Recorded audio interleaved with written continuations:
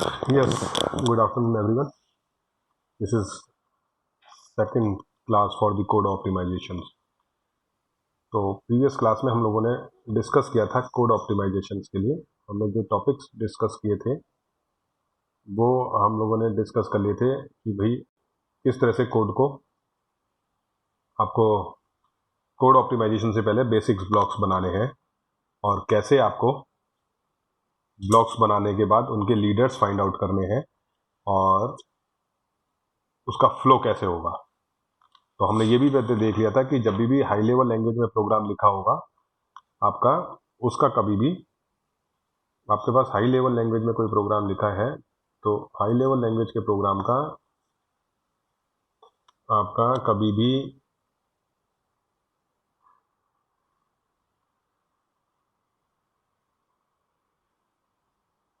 Yes yes yes high level language का programme जो लिखा है उसका आपको अगर कोड ऑप्टिमाइज करना है तो आप डायरेक्टली इसका कोड ऑप्टिमाइज नहीं कर सकते। सबसे पहले उसको आपको 3 एड्रेस कोड में कन्वर्ट करना पड़ेगा और ये हो गया इंटरमीडिएट कोड जनरेशन। ये भी एक कंपाइलर का फेज था। जब ये 3 एड्रेस कोड में कन्वर्ट हो जाएगा उसके बाद आप कोड ऑप्टिमाइजेशन अप्लाई करोगे।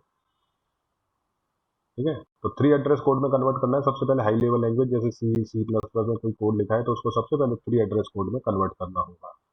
तो 3 एड्रेस कोड का कन्वर्ट करने का मतलब है कि आपके पास मैक्सिमम 3 वेरिएबल्स हो सकते हैं और मैक्सिमम 2 ऑपरेशन हो सकते हैं एक स्टेटमेंट के अंदर।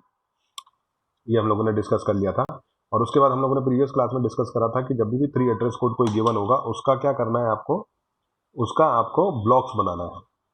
और ब्लॉक्स कैसे बनेगा उसके लिए सबसे पहले क्या बनाना है, बेसिक ब्लॉक्स बनाएंगे। और बेसिक ब्लॉक्स कैसे बनेगा उसके लिए हमने कहा था कि लीडर फाइंड आउट करेंगे। लीडर्स कैसे फाइंड आउट करने इसके कुछ रूल्स बताए थे कि सबसे पहले क्या होगा कि फर्स्ट स्टेटमेंट लीडर होगा। दूसरा सेकंड क्या कंडीशंस थी कि जो भी आपका गो टू ऑपरेशन आ रहा है या गो टू स्टेटमेंट आ रहा है तो गो टू स्टेटमेंट या तो कंडीशनल होगा या अनकंडीशनल गो टू स्टेटमेंट होगा, उसका जो टारगेट स्टेटमेंट होगा वो भी एक लीडर होगा। तीसरी कंडीशन क्या थी कि जहां पर भी गो टू स्टेटमेंट आ रहा है उसके जस्ट बाद वाला statement statement which follow go to operation, जो उसके बाद आ रहा है वो भी एक लीडर होगा। तो पहले सबसे पहला काम क्या है, ब्लॉक्स बनाने से पहले लीडर फाइंड आउट करो और लीडर बनने के बाद उस लीडर को किसी ग्रुप के हर ब्लॉक्स में मेंशन करना शुरू करो। जब ब्लॉक्स क्रिएट हो जाएंगे उसके बाद आप क्या बनाओगे, कंट्रोल फ्लो ग्राफ बनाओगे। कंट्रोल प्रोग्राम बनाओगे या प्रोग्राम फ्लो ग्राफ बनाओगे।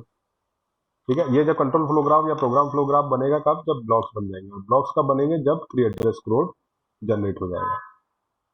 ये हम लोगों ने कुछ एग्जांपल देख लेते हैं कि कंट्रोल फ्लो ग्राफ कैसे बनाना है या प्रोग्राम फ्लो ग्राफ कैसे बनेगा।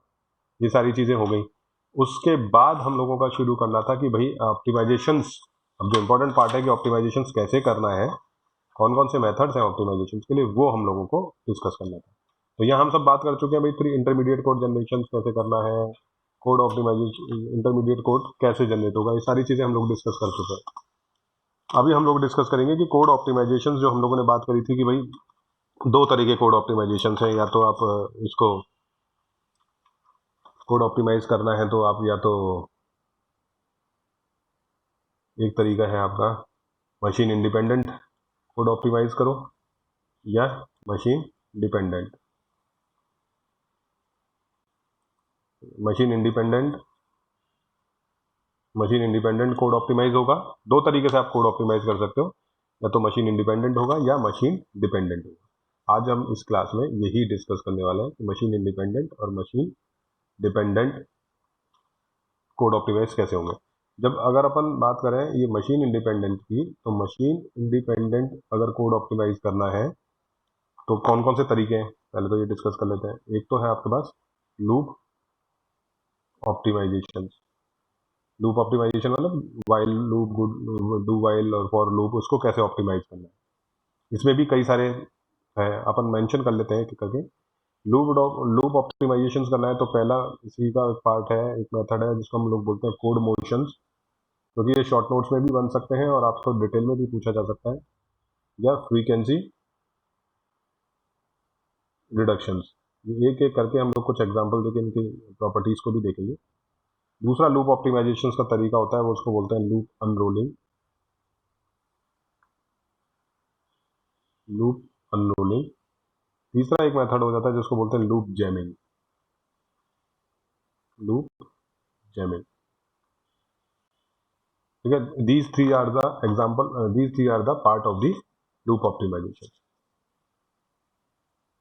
ठीक है, तो ये आपका क्या हो गया, लूप ऑप्टिमाइजेशन का तरीका हो गया। ये लूप ऑप्टिमाइज करने कैसे करना है, तो और ये कैसे क्या है लूप ऑप्टिमाइजेशन, मशीन इंडिपेंडेंट है। मशीन इंडिपेंडेंट क्यों है, क्योंकि क्यों है मशीन इंडिपेंडेंट, क्योंकि आपका इसमें मशीन्स का कोई रोल नहीं है। ना तो हम रजिस्टर की बात कर रहे हैं, ये सिर्फ हम क्या कर रहे हैं, जब जो प्रोग्राम्स हम लोग बनाया है उसमें जो लूप हम लोगों ने यूज करा है उस लूप के कुछ स्टेटमेंट को हम लोग रिड्यूस करके ऑप्टिमाइज करेंगे, तो ये मशीन इंडिपेंडेंट है। दूसरा तरीका हो गया मशीन इंडिपेंडेंट में, वो हो गया फोल्डिंग, ये भी हम लोग डिस्कस करेंगे। तीसरा तरीका हो गया redundancy elimination, elimination, redundancy elimination. चौथा हो गया स्ट्रेंथ रिडक्शन, स्ट्रेंथ रिडक्शन। और पांचवा हो गया algebraic simplification, algebraic simplification. So basically these five are the example of the machine independent code optimization method. Loop optimise करना है, फोल्डिंग करना है, रिडंडेंसी एलिमिनेशन करना है, स्ट्रेंथ रिडक्शन करना है और एल्जेब्रिक सिंप्लीफिकेशन। कुछ एग्जांपल देखते हुए, वन बाय वन एग्जांपल देखते हुए हम लोग इसको डिस्कस करते हैं कि कैसे इनको करना है, हम लोगों को कैसे हम लोगों को इनको करना है। चलिए, तो लूप ऑप्टिमाइजेशन फर्स्ट स्टार्ट करते हैं हम लूप ऑप्टिमाइजेशन। और लूप ऑप्टिमाइजेशन में हमने क्या करना है, code of motions, frequency reduction, loop unrolling और लूप जैमिंग, ये तीन जो तरीके हैं वो कैसे होंगे। सबसे पहले लूप ऑप्टिमाइजेशन, मशीन इंडिपेंडेंट की ही बात हो रही है। मशीन इंडिपेंडेंट में सबसे पहला मेथड है लूप ऑप्टिमाइजेशन, लूप ऑप्टिमाइजेशन। और लूप ऑप्टिमाइजेशन को हमने मतलब क्या है बेसिकली, लूप ऑप्टिमाइजेशन का मतलब है कि जो भी लूप लिखा हुआ है आपका, उस लूप को ऑप्टिमाइज करना है। और उस लूप को ऑप्टिमाइज कैसे करना है, उसके लिए सबसे पहला था आपके पास फ्रीक्वेंसी रिडक्शन, यानी कि कोड मोशन। यानी कि इसका क्या मतलब है कि जो लूप के अंदर जो भी स्टेटमेंट दे रखे हैं, एक लूप चल रहा है, सपोज 10 टाइम चल रहा है, 100 टाइम चल रहा है। अगर लूप के अंदर जो कंडीशंस होती है वो कंडीशंस ट्रू है, तो लूप के अंदर अगर n नंबर ऑफ स्टेटमेंट है तो वो n नंबर ऑफ स्टेटमेंट जब तक कंडीशंस ट्रू रहेगी वो उतने टाइम तक एग्जीक्यूट होंगे। तो अगर कुछ स्टेटमेंट ऐसे हैं जो जिसको कि आप आउटसाइड द लूप मेंशन कर सकते हो, और आउटसाइड द लूप मेंशन करने से उसके रिजल्ट पर, प्रोग्राम के रिजल्ट पर कोई इफेक्ट नहीं होगा, तो हम लोग ये स्टेटमेंट लूप से बाहर मेंशन कर सकते हैं। इसको बोलते हैं कोड मोशंस या फ्रीक्वेंसी रिडक्शंस। फॉर एग्जांपल एक एग्जांपल देख लेते हैं इसका। लूप ऑप्टिमाइजेशन में सबसे पहला हो जाता है आपका फ्रीक्वेंसी रिडक्शन, और फ्रीक्वेंसी रिडक्शन का मतलब है कोड मोशन, एक ही बात है। और कोड मोशंस का एक एग्जांपल अपन लिख देखें, तो सपोज एक स्टेटमेंट है i इज इक्वल टू 0, आपने वाइल लूप लगाया, while i less than 100, a is equal to a upon b plus i, ये statement, and then i plus plus. इसका मतलब क्या है, ये एक लूप लगाया जो 100 टाइम्स तक, जब तक i की वैल्यूज लेस देन 100 होगी, i को इनिशियलाइज करा, और i की वैल्यूज 100 से कम होगी तब तक ये स्टेटमेंट दो स्टेटमेंट एग्जीक्यूट होंगे, और i का इंक्रीमेंट लास्ट में कर देंगे। तो जो ये स्टेटमेंट है ये आपका 100 टाइम्स एग्जीक्यूट होगा। अब ये स्टेटमेंट 100 टाइम्स एग्जीक्यूट होगा, उसमें क्या हो रहा है, एक तो डिवीजन हो रहा है, फिर एडिशन हो रहा है। तो ये ए अपॉन बी बार बार आपको कितने टाइम्स कैलकुलेट करना है, कंपाइलर को 100 टाइम्स कैलकुलेट करना है। और 100 टाइम्स कैलकुलेट करना है तो ए अपॉन बी को अगर इतनी फ्रीक्वेंसी, इतना रिपीटेशन हो रहा है और बार बार इसको मैथमेटिकल कैलकुलेशन डिवीजन करना पड़ रहा है, तो हम क्या कर सकते हैं, इस स्टेटमेंट को लूप के बाहर मेंशन कर सकते हैं। तो ये बिफोर ऑप्टिमाइजेशन से, ये आफ्टर ऑप्टिमाइजेशन। क्या करेंगे, i is equal to 0, a upon b perform कर दिया लूप के बाहर, क्योंकि उसको सिर्फ एक ही बार करना है किसी टेम्परेरी वेरिएबल टी के अंदर। अब हम लोग लूप लगा देते हैं, i less than 100, a is equal to t plus i, i plus इस ये तो था बिफोर ऑप्टिमाइजेशन, और ये हो गया आफ्टर ऑप्टिमाइजेशन। आफ्टर ऑप्टिमाइजेशन से क्या हुआ आपका, एक तो सिंटेक्स में यानी कि इसके सिमेंटिक्स में कोई फर्क नहीं पड़ा है, जो ऑप्टिमाइजेशन से पहले कोड लिखा था वही ऑप्टिमाइजेशन के बाद ही कोड है, उसका रिजल्ट वही रहेगा। बट फर्क क्या करा आपने, जो ए अपॉन बी जो बार बार कैलकुलेट हो रहा था 100 टाइम्स तक कैलकुलेट हुआ है लूप के बाद, हर बार स्टेटमेंट एग्जीक्यूट होगा, तो हमने इस स्टेटमेंट को किसी टेम्परेरी वेरिएबल के अंदर ले लिया। अब हमें एग्जीक्यूट क्या करना है, ये सिर्फ सिंपल एक ही स्टेटमेंट करना है एग्जीक्यूट, और वो है प्लस का। यहाँ हम क्या कर रहे थे, डिवीजन भी कर रहे थे प्लस भी कर रहे थे, तो बेटर है हमने इस डिवीजन वाले स्टेटमेंट को लूप के बाहर ले लिया। इसको हम लोग बोलते हैं फ्रीक्वेंसी रिडक्शन या कोड मोशन। कोड मोशन इसलिए बोला क्योंकि आपने कोड को आउटसाइड द लूप या आउटसाइड द लूप बॉडी ले गए हैं, और उससे क्या कोड सिंटेक्स उसका मीनिंग पे कोई फर्क नहीं पड़ा है। तो एक तरीका हो गया ये frequency reduction, it is the example of the loop optimisation. Next example देख लेते हैं। नेक्स्ट एग्जांपल क्या है, लूप अनरोलिंग। लूप ऑप्टिमाइजेशन का सेकंड पार्ट है लूप अनरोलिंग। लूप अनरोलिंग का मतलब है कि जितने नंबर ऑफ टाइम अभी जो नंबर ऑफ टाइम्स आपका कंपैरिजन होगा फॉर लूप के अंदर, अगर जैसे 100 टाइम्स चलाना है लूप, तो आप कंपैरिजन 100 टाइम्स तक करोगे। तो कंपैरिजन को अगर आप रिड्यूस कर देते हो और लूप का डेफिनेशन में कोई फर्क नहीं पड़ता, तो अभी लूप, उसको बोलते हैं लूप अनरोलिंग। मतलब जो आपने कंडीशंस अगर 100 टाइम्स तक कैलकुलेट करना है, उसको कंडीशंस को चेंज कर देते हो, बट उससे आपके कोई फर्क नहीं पड़ेगा सिमेंटिक्स में, तो भी वो आपका वो लूप अनरोलिंग है और उससे कोड ऑप्टिमाइज हो सकता है। लाइक फॉर लूप लगाया i is equal to 0, i less than 10, i plus plus. अब यहाँ हमने क्या प्रिंट करा, प्रिंटफ हाई प्रिंट करा या हेलो प्रिंट करा या कोई भी स्टेटमेंट प्रिंट करा। अब ये क्या लूप हो रहा है, ये बिफोर ऑप्टिमाइजेशन है। अब इसमें क्या है, ये लूप कितने टाइम तक चलेगा, कंडीशंस कितने टाइम तक है, पहले आई की वैल्यू 0 होगी, कंडीशंस 2 होगी तो हाई प्रिंट कर देगा, फिर आई का इंक्रीमेंट होगा, आई की वैल्यूज 1 हो जाएगी, फिर कंडीशन चेक करेगा। तो कंडीशन कितने टाइम चेक होगी, 10 टाइम कंडीशन चेक करोगे, ठीक है। तो 10 टाइम्स कंडीशन चेक करोगे, और 10 टाइम कंडीशन चेक करने के बाद ये 10 टाइम आप इस रिजल्ट को प्रिंट कराओगे। यही होगा ना, यही होगा। तो अपन को ये नहीं करना है, अपन को क्या कर देना है, अपन को ये जो कंडीशन हम 10 टाइम चेक कर रहे हैं ये नहीं करना। इसमें रिजल्ट क्या आ रहा है, आपका 10 टाइम आपका प्रिंट हो रहा है। तो हम क्या कर सकते हैं, लूप अनरोलिंग में कंडीशंस को प्रिंट तो आपको 10 टाइम ही करना होगा, तभी आपका माना जाएगा कि ये सिंटेक्स मतलब सिमेंटिक्स अनचेंज हुआ है। तो i less than 10, i equal to i plus 2 कर देते हैं हम लोग, और यहाँ हम लोग क्या कर देते हैं, प्रिंटफ हेलो, फिर प्रिंटफ हेलो। अब ये कितनी बार प्रिंटफ प्रिंट करेगा, यहाँ पे कंडीशन सॉरी 10 की जगह क्या कर दिया, 5 कर दिया, क्या कर दिया, 10 की जगह 5 कर दिया। अब क्या होगा, आई पहली कंडीशन 0 लेस देन 5, कंडीशन 2 हुई तो पहले क्या आ जाएगा, पहले 2 हेलो प्रिंट हो जाएंगे, फिर आई का इंक्रीमेंट होगा 2 के साथ, तो अब क्या जाएगा, आई की वैल्यूज 2, फिर 2 हेलो प्रिंट हो जाएंगे। तो इसका मतलब एग्जीक्यूशन कितनी बार होगा, कंडीशन कितनी बार चेक होगी, सिर्फ 5 टाइम्स, कंडीशन चेक होगी 5 टाइम्स, और प्रिंट हेलो कितने हो जाएंगे, 10 टाइम्स। यहाँ पे भी कितना है, ये कंडीशन 10 टाइम चेक हो रही है, और हाई कितनी बार प्रिंट हो रहा है, 10 टाइम्स।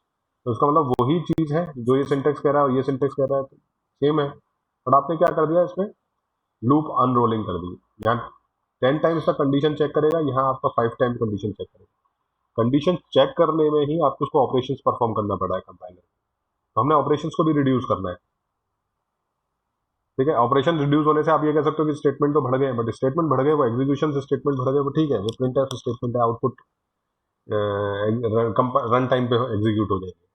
बट कंडीशन तो कंपाइल टाइम पे चेक होंगी ना। तो हमें कंपाइलर को के लिए कोड ऑप्टिमाइज करना है, तो कंपाइलर के लिए कोड ऑप्टिमाइज कर दिया हमने। इसका एक तरीका और हो सकता है, ये आई प्लस आई प्लस वन रख लेते हैं इसको, आई प्लस प्लस कर देते हैं, तब ये दो स्टेटमेंट लिख दिए तो ये 10 टाइम करेगा। अगर हम इसको दूसरे तरीके से भी कर सकते हैं, for i is equal to 0, i less than 10 और i is equal to i plus 2।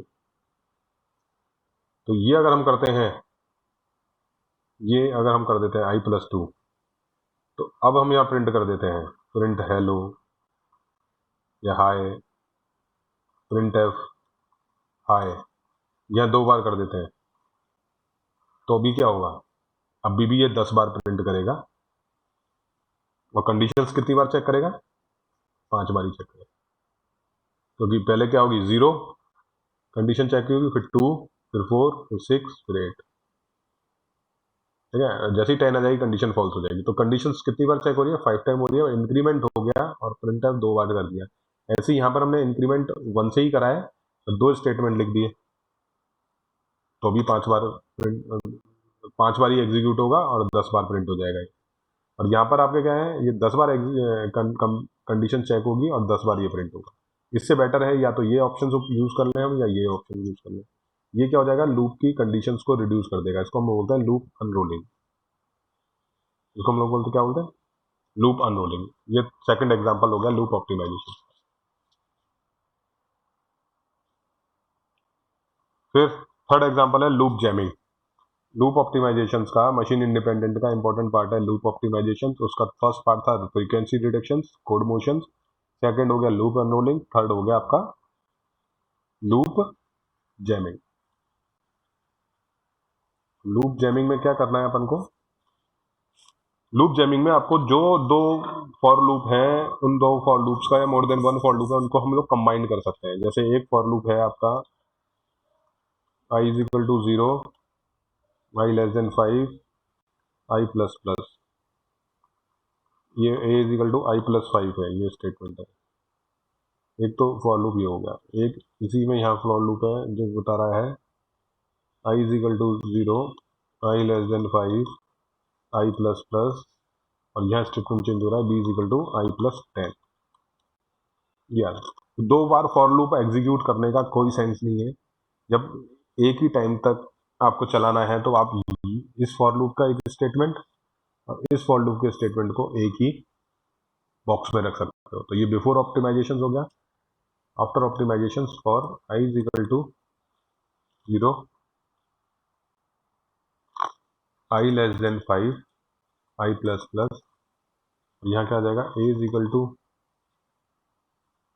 I plus 5 और b is equal to i plus 10। यानी कि दोनों स्टेटमेंट को कंबाइन करके आपने एक ही फॉर लूप के अंदर हो गया। अब ये एक बार ही एग्जीक्यूट होगा और वहां पे 2 बार एग्जीक्यूट होगा। तो ये हो गया आफ्टर ऑप्टिमाइजेशन और ये है बिफोर ऑप्टिमाइजेशन। ये हो गया लूप जैमिंग। तो लूप जैमिंग में क्या करना है अपन को, लूप जैमिंग में हमको क्या करना है कि combines the body of 2 loops. और लूप अनरोलिंग में क्या करना है, reduce the number of times comparison are made in the loop. Total number of comparison जितने उसको रिड्यूस करना है।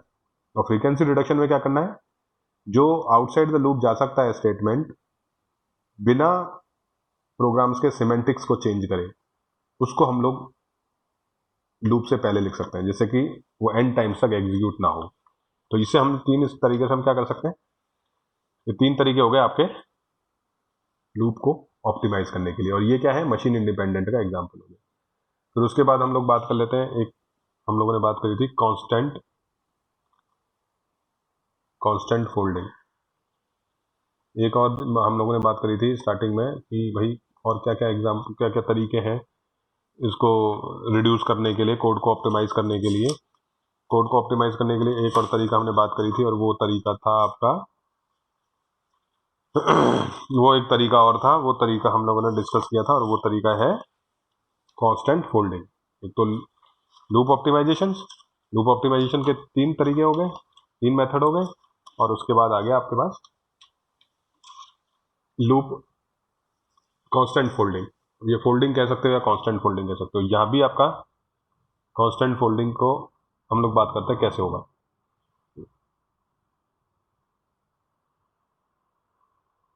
इसका मतलब अगर आपके पास एक स्टेटमेंट है, जैसे एरिया निकालना या सर्कमस्टेंसेज निकालनी है, और ये लिखा है 2 × 3.14 × अगर ये लिखा हुआ है तो इसका मतलब है कि कांस्टेंट, दो नंबर कांस्टेंट है जो मल्टीप्लाई हो रहे हैं।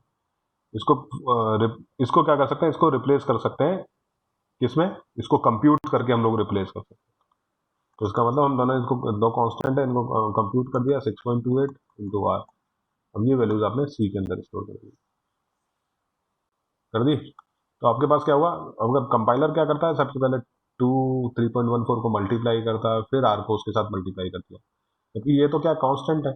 अगर ये कांस्टेंट पहले ही कंपाइल टाइम पे ही मल्टीप्लाई हो जाए तो कंपाइलर को ये करने की जरूरत ही नहीं होगी रन टाइम पे। तो ये एक तरीका ये हो गया। ऐसे या तो ये लिख जाओ या ये लिखाओ 2 × 22/7 × r।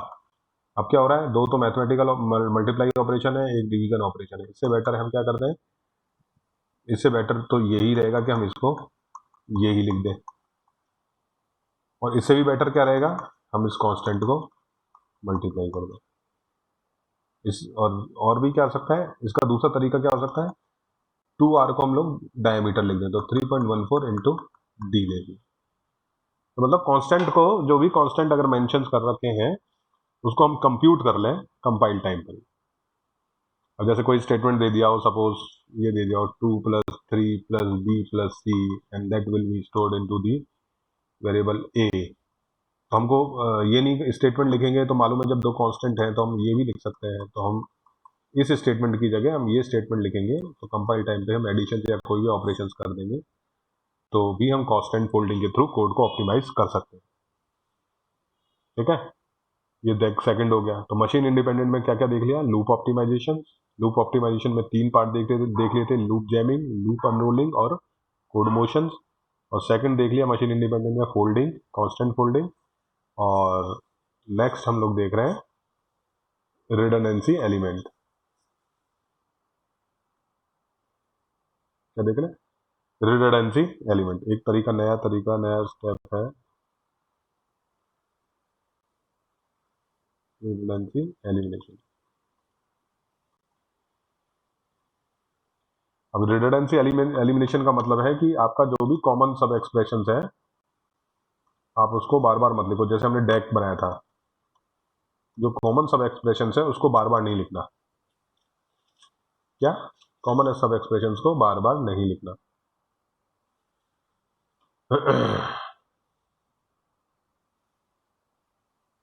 तो कॉमन सब एक्सप्रेशन को बार बार नहीं लिखना, इसका मतलब क्या है, हम लोगों को बार बार कॉमन सब एक्सप्रेशन को बार बार नहीं लिख के हम उसको सिर्फ एक ही बार इवेल्युएट करेंगे, जैसे हमने डैग में किया था। अब उसका मतलब क्या है कि सपोज कुछ स्टेटमेंट लिखे हुए, जैसे हमने लिखा a = b + c, फिर e = d + b + c, ये लिखा हुआ है। तो इसमें क्या है, b + c ऑलरेडी इवेल्युएट हो चुका है, तो इसको अगर लिखा हुआ है तो हम लोगों को कॉमन सब एक्सप्रेशन को एलिमिनेट करना है। तो हमें क्या करना पड़ेगा, इसको एलिमिनेट करेंगे इस तरह से, और ई को लिख देंगे b + c, तो ए में आ चुका है, तो d + a बाई यूजिंग। ये तो हो गया बिफोर ऑप्टिमाइजेशन, और ये हो गया आफ्टर ऑप्टिमाइजेशन। ठीक है, इसमें क्या करा, b + c ऑलरेडी a के अंदर स्टोर है, तो हमने सिर्फ a की वैल्यूज को यूज कर लिया, यहाँ मैथमेटिकल कैलकुलेशंस करने की जरूरत नहीं। ये हो गया कॉमन सब एक्सप्रेशंस का एलिमिनेट करना। ये हम लोगों ने कई एग्जांपल देखे जब हम लोगों ने बात करी थी डायरेक्टेड असाइक्लिक ग्राफ की। उसमें क्या था, कॉमन सब एक्सप्रेशंस को बार बार इवेल्युएट नहीं करना होता। तो ये भी क्या है, मशीन इंडिपेंडेंट है। ये थर्ड मेथड हो गया रिडंडेंसी एलिमिनेशंस, यानी कि कॉमन सब एक्सप्रेशंस का एलिमिनेट करना। एक इंपॉर्टेंट पार्ट है, एक इंपॉर्टेंट चीज और है जिसको फोर्थ पार्ट बोलते हैं हम लोग, और वो बोलते हैं स्ट्रेंथ रिडक्शंस। ये इंपॉर्टेंट है, इस शॉर्ट नोट्स आ सकते हैं आपसे। स्ट्रेंथ रिडक्शन, स्ट्रेंथ रिडक्शन का क्या मतलब है, स्ट्रेंथ रिडक्शन का मतलब है कि आप स्ट्रेंथ रिडक्शन का मतलब है कि जो एक्सपेंसिव ऑपरेटर है उसकी जगह हम कोई चीपर ऑपरेटर यूज करें, बट रिजल्ट चेंज नहीं होना चाहिए। जैसे कि अगर कोई एग्जांपल है, सपोज एक्स स्क्वायर है, अगर हमने एक्स स्क्वायर ले रखा है तो एक्स का मतलब x raise to the power x ले रखा है, पावर वाला ऑपरेटर यूज कर रखा है। इसकी जगह अगर हम लोग मल्टीप्लाई वाला ऑपरेटर ले लेते हैं तो रिजल्ट तो सेम आएगा, बट कॉस्टली ऑपरेटर्स कौन सा होता है माना जाता है, जो एक्सप्रेशन जो एक्सपोनेंट वाला है। तो एक्सपोनेंट वाला कॉस्टली है एज कंपेरिजन टू मल्टीप्लाई। तो हमने क्या करा, इस स्टेटमेंट को किस में कन्वर्ट कर दिया, चीपर ऑपरेटर्स का यूज कर लिया। उसी तरह से अगर हम लोगों ने लिख रहे हैं 2 × x, तो इसकी जगह हम क्या यूज कर सकते हैं, x + x। यहाँ मल्टीप्लाई हो रहा है, हम मल्टीप्लाई की जगह क्या यूज कर रहे हैं, एडिशन कर रहे हैं। तो multiply is much more costlier than the addition. Semantics में कोई फर्क नहीं आ रहा, मीनिंग्स में कोई फर्क नहीं आ रहा। उसी तरह से x डिवाइडेड बाई 2 यूज करा है, तो डिवाइड ज़्यादा कॉस्टली है रेदर देन मल्टीप्लाई, तो डिवाइड की जगह हमने मल्टीप्लाई लिख दिया, जबकि चीज़ दोनों सेम है। ये तो बिफोर, ये तो क्या हो गया, बिफोर ऑप्टिमाइजेशन, और ये हो गया आफ्टर ऑप्टिमाइजेशन। स्ट्रेंथ रिडक्शंस, ये भी मशीन इंडिपेंडेंट हो गया। उसी तरह से एक और आ जाता है जिसको हम लोग बोल देते हैं एल्जेब्रिक सिंप्लीफिकेशन। ये भी एक तरीका है मशीन इंडिपेंडेंट। एल्जेब्रिक में क्या मतलब है कि अगर आप स्टेटमेंट लिख रहे हो x + 0, या हम लोग लिख रहे हैं 0 + x, तो इसको लिखने की जरूरत ही नहीं है, इसकी जगह डायरेक्ट आप x लिख सकते हैं। तो ये तो बिफोर ऑप्टिमाइजेशन हो गया या आफ्टर ऑप्टिमाइजेशन हो गया।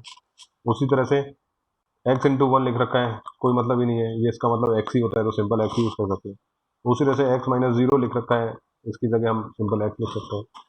x डिवाइडेड बाई 1 लिख रखा है, तो इसकी जगह भी हम सिंपल x लिख सकते हैं। तो ये एक्सप्रेशन सिंप्लीफिकेशन है, क्योंकि अगर हम ये यूज करते हैं तो हम, इसका मतलब है ऑपरेटर्स का यूज कर रहे हैं और कंपाइलर को बिजी कर रहे हैं, तो कंपाइलर को टाइम लगेगा। अगर हम इस ये लिख देते हैं तो इसका मतलब टाइम कंज्यूमिंग नहीं है। दोनों का मीनिंग से क्या है, x × 1 लिख रहे हैं या सिंपल x लिख रहे हैं, दोनों का मतलब वही है। तो इस तरह के स्टेटमेंट यूज करते हैं, तो इसका मतलब हमने उसको ऑप्टिमाइज नहीं करा है। इस ऑप्टिमाइज करने का मतलब सिर्फ लाइन ऑफ कोड को रिड्यूस करना नहीं है। ऑप्टिमाइजेशन करने का मतलब है कि हम लोगों को एक तो कैलकुलेशंस टाइम भी कम लगना चाहिए, स्टेटमेंट ही कम नहीं होना, कैलकुलेशंस भी कम से कम होनी चाहिए। अगर कैलकुलेशंस को रिड्यूस कर रहे हैं, जैसे कांस्टेंट फोल्डिंग करा था जिसमें कांस्टेंट को मल्टीप्लाई कर दिया था, या कॉमन सब एक्सप्रेशंस हैं उनको यूज नहीं करा था, तो हम क्या कर रहे हैं, कैलकुलेशंस भी कम कर रहे हैं। कैलकुलेशंस कम होगी तो इसका मतलब टाइम कंज्यूम कम होगा उसको एग्जीक्यूट होने में, टाइम कंज्यूम कम होगा तो इसका मतलब कंपाइलर फास्ट होगा। तो कोड ऑप्टिमाइजेशन का मतलब है लाइन ऑफ कोड को रिड्यूस करना, कोड को फास्ट करना। कोड को फास्ट कर, लाइन कम होगी तो भी कोड फास्ट होगा, ऑपरेशंस कम होंगे तो भी कोड फास्ट होगा। ठीक है, तो these are the example of the machine independent, these are the example of the machine independent. अब अगर मशीन इंडिपेंडेंट के बाद अगर हम लोग बात कर लेते हैं मशीन डिपेंडेंट, अब हम लोग बात कर लेते हैं मशीन डिपेंडेंट। तो इतना सारा ये सब देखा तो ये था मशीन इंडिपेंडेंट। अब हम लोग बात कर लेते हैं machine dependent optimisation.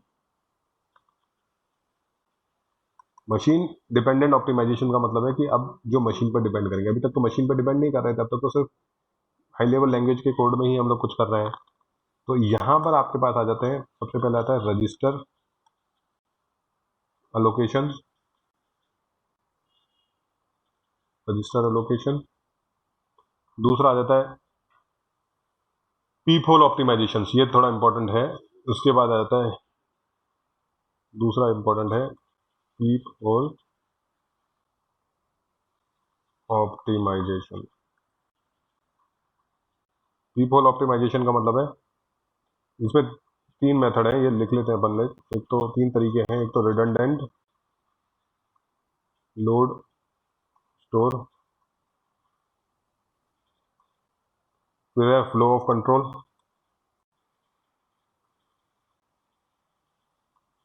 Flow of control, और ये है यूज ऑफ मशीन